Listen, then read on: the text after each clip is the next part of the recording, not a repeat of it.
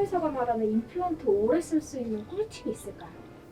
이거는 치과 의사의 역할도 있고 환자분의 역할도 있습니다. 치과 의사의 역할은 가장 중요한 거는 임플란트 주위의 뼈랑 잇몸을 잘 만들어줘야 돼요. 이게 제대로 되지 않으면 환자분이 아무리 열심히 잘 관리를 해도 임플란트가 염증이 생기고 임플란트가 나중에 실패될 수도 있어요. 그런데 반대로 치과 선생님께서 되게 잘 심어주는데 환자가 너무 관리를 안 해요. 특히 이렇게 치주염이 있는 분들은 치주 관리가 되지 않으면 남아있는 치아들도 있잖아요. 치주염이 꽤 있는데 임플란트 2개 정도를 했어요. 제일 안 좋은 거 2개를 했는데 나머지 치주염이 관리가 안 되면 이 안에 세균들이 또 임플란트를 감염시킬 수 있어요.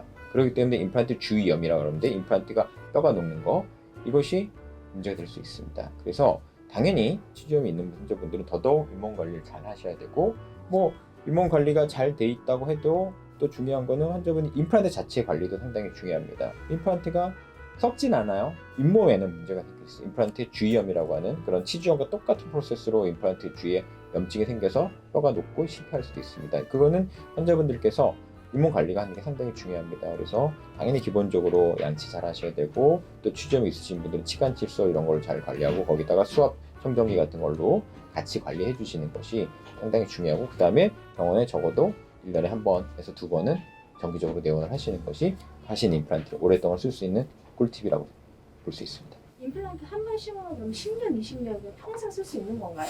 우리가 이제 임플란트 수명은 크게 이제 임플란트 바디라고 해서 뼛속에 들어가는 것과 그 다음에 잇몸 위에 제작되는 크라운으로 구별이 돼요.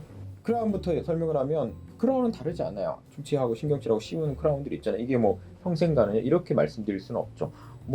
정말 조심하게 잘 쓰시는 분들 10년, 20년, 30년이 돼도 정말 튼튼하게 잘 쓰시는 분들도 있고 잘못 드시다 보면은 문제가 되는 경우들이 이제 교체하는 경우도 분명히 생기거든요. 그래서 그거는 수명이 있을 수 있다. 또 이제 문제가 되는 게 자 그러면 이 머리랑 안에 뿌리가 연결이 되잖아요. 뭘로 연결되냐면 나사로 연결돼요. 이 나사가 파절이 될 수도 있어요.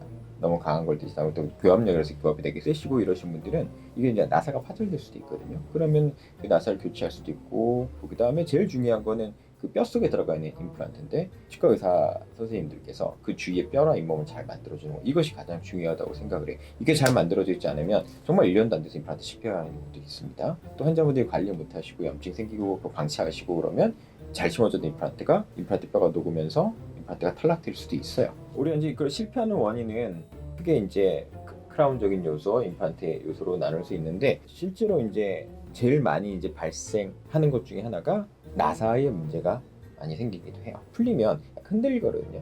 흔들거리는데 이 흔들린 상태에서 굉장히 환자분 씹어버리면 나사 부러져요.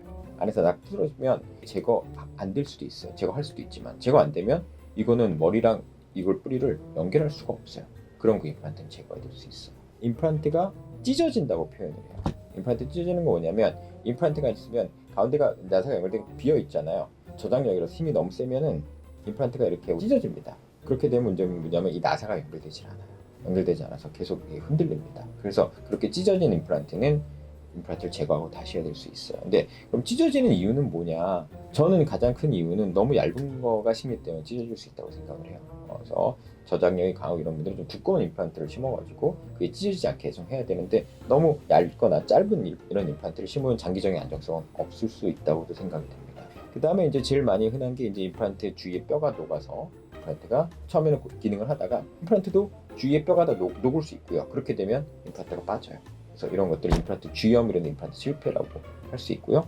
그거의 원인은 계속 말씀드리지만 주위의 뼈랑 잇몸이 잘 형성되어 있지 않으면 염증이 생길 수 있고 초기에 막으면 얼마든지 될 수 있는데 환자분이 좀 방치하시고 그러다 보면 다 녹으면 그런 임플란트는 빼야 됩니다.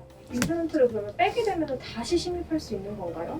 이 경우에 따라 달라요. 그냥 예를 들어서 임플란트가 이제 그 나사가 부러져서 제거할 수밖에 없다. 이러면은 뼈는 건강하기 때문에 이런 경우 교체하고 이런 게 어렵지 않아요. 그런데 실제로 어려운 경우들은 뭐냐면 임플란트의 주위염으로 인해서 임플란트 뼈가 다 녹아요. 그러면 이제 그 옆에 뼈들이 다 소실되거든요. 그럼 다시 심을 수 있는 뼈가 없겠죠. 이런 경우 되게 까다로워요. 까다로운데 할 수는 있습니다. 그 염증이 없어진 걸 최대한 기다리고 뼈가 부족하다면 뼈 이식을 통해서 다시 얼마든지 할 수는 있지만 이런 경우는 시간과 이런 비용들이 아무래도 좀 더 발생을 할 수밖에 없습니다. 실패하면 얼마든지 다시 할 수는 있습니다.